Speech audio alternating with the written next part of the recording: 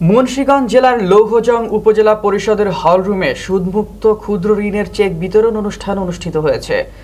বঙ্গ টিভির staff reporter Mohammad শাহাদাত হোসেনের তথ্যচিত্রে থাকছে বিস্তারিত।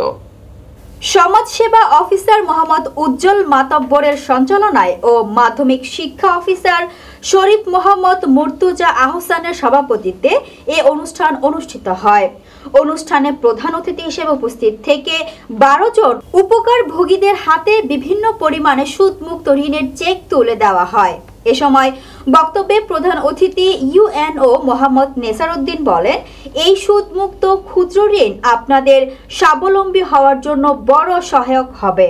আপনারা যেন এই অর্থ সঠিকভাবে ব্যবহার করে পরিবারকে সচ্ছলতার পথে এগিয়ে নিয়ে যান, সেটি আমাদের প্রত্যাশা। আগামী দিনে আরো সহযোগিতা আপনাদের জন্য উন্মুক্ত থাকবে। অনুষ্ঠানে আরো বক্তব্য রাখেন মাধ্যমিক শিক্ষা অফিসার শরীফ মোহাম্মদ মুর্তুজা আহসান এবং সমাজসেবা অফিসার মোহাম্মদ উজ্জ্বল মাতাব্বর। বক্তারা উপকারভোগীদের ঋণ যথাযথভাবে কাজে লাগানোর আহ্বান জানান।